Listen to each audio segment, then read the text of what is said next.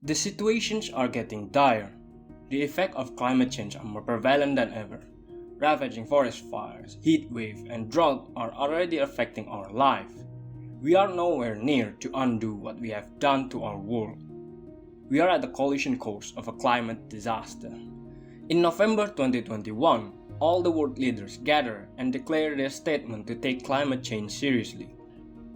The key takeaway is to ensure we reach the global net zero carbon emission goal by collaborating and raising enough capital to do so. As a result, they agreed to phase down coal power, reverse forest loss and land degradation, accelerate electric car adoption, and reduce methane emission.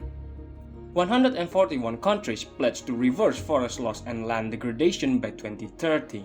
And these 141 countries cover 91% of the Earth's forests within its territories, including countries with massive rainforests like Brazil, Democratic Republic of the Congo, and Indonesia. But there is an interesting statement from Indonesia, that instead of pledging to prevent forest loss and land degradation, Indonesia promised that it will reach net carbon sink by 2030 without ever promising to stop deforestation. A rather different and a unique approach from a country with two massive rainforests within its border. An approach that will eliminate 60% of Indonesia's total carbon emission. Is this ambition really possible? Can Indonesia's forests sequester enough carbon to be a carbon sink? What is the actual data in the field? And how close is this claim to the grim reality of Indonesia's forests? Indonesia has two rainforests within its territory, the heart of Borneo and New Guinea rainforest. With that massive rainforest, achieving net zero or even carbon sink is possible, right? Since all of those trees inside the rainforest will suck up all the emission in Indonesia. Well, not quite. Actually, it's the other way around. In fact, Indonesia emits more carbon from its forestry sector compared to the other emissions combined.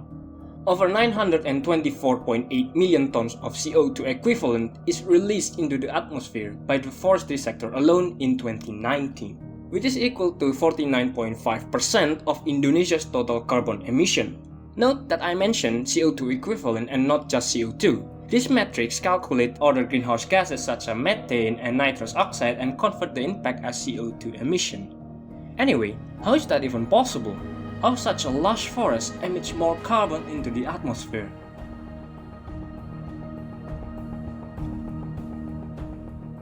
In order to even comprehend the significance of the emission in Indonesia's forestry sector, we have to know the coverage of the forest in Indonesia.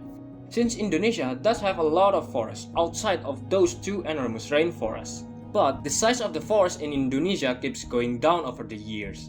This significant decline is caused by utilization of land for economic reasons, such as logging, pulpwood forests, and palm oil plantations that wreak havoc on the rainforest to boost the economy of Indonesia. Also, Indonesia's exports are dependent quite heavily on palm oil, which supplies 52% of the world's palm oil production. Instead of rambling around the number, let's see the actual map coverage, shall we? Here's the map of Indonesia and part of Malaysia, with a green blotch of area representing the forest area. Now let's plot the area that is used for the concession for economical use. The forest area is basically engulfed, especially in Borneo. This area will be or has already been transformed into a plantation or industrial forest, causing deforestation.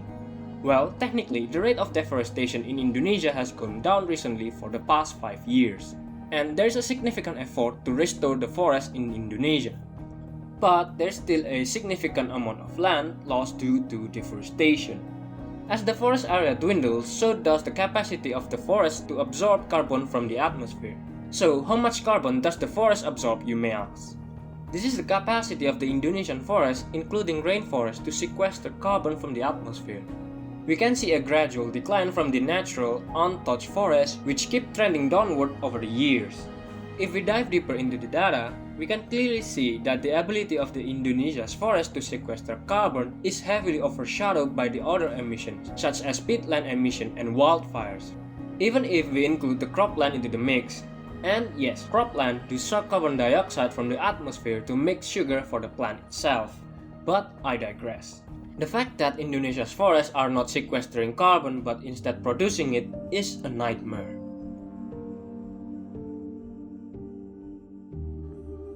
This humble space of wet and soggy peatlands is actually the Earth's natural carbon storage.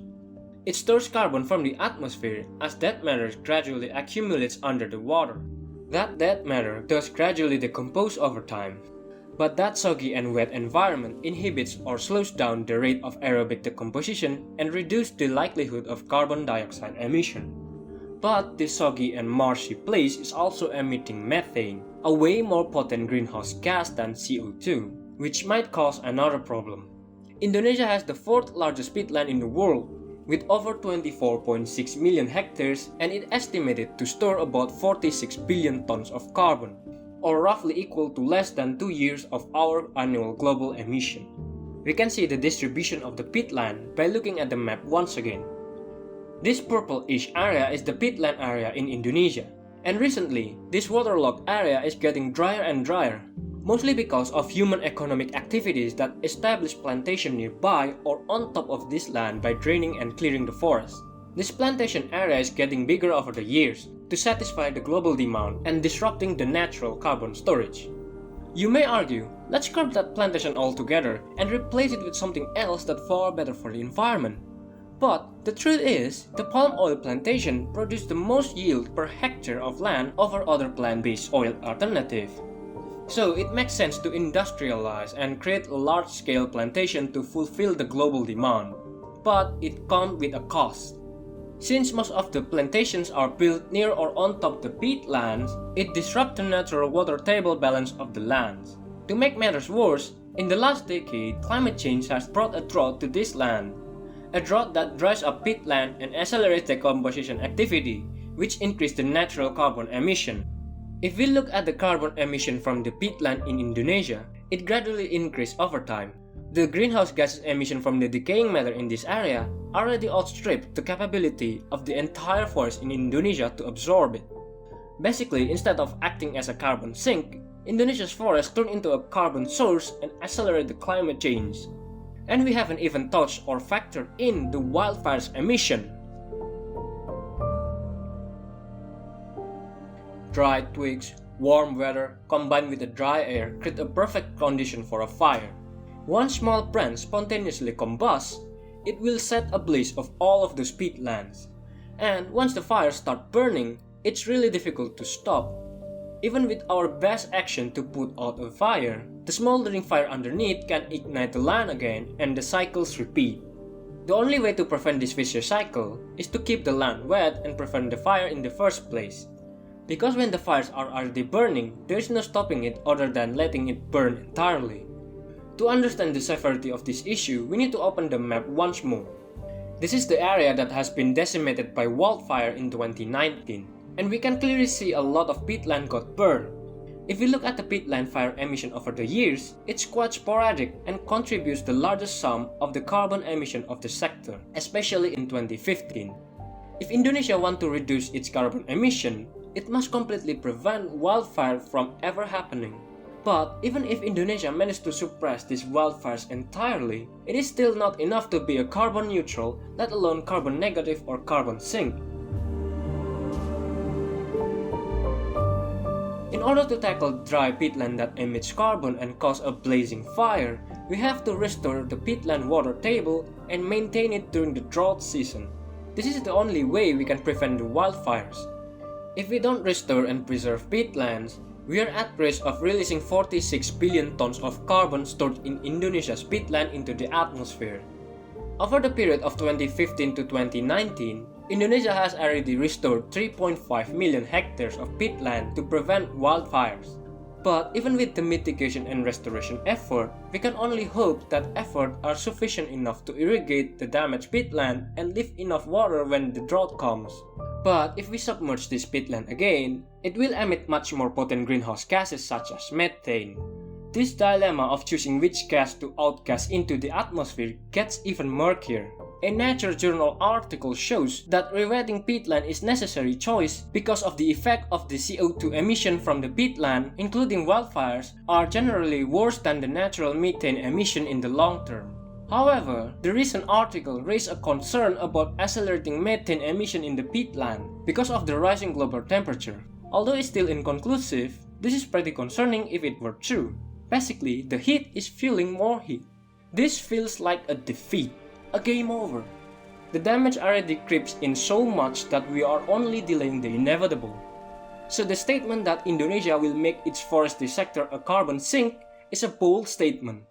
I don't want to sound pessimistic, but the data clearly shows that the target of net carbon sink in the forestry sector is implausible to achieve. And I'm not even including the rest of the forestry sector emission, which clearly dwarf the capability of the forest to sequester the carbon. Since Indonesia's forests have already reached beyond the tipping point, where the forests are actually emitting more carbon than they absorb, the fact that the restoration effort on the peatland won't do much at all is devastating. The only way to slow down this catastrophic event is by completely committing to stop deforestation and returning the land back to its original state. In order to do that, Indonesia needs support and contribution from developed countries. A carbon tax needs to be applied to support Indonesia's transition into a more sustainable plantation industry. A support that ensures Indonesia does not have to depend on decimating its natural resources in order to sustain its economy.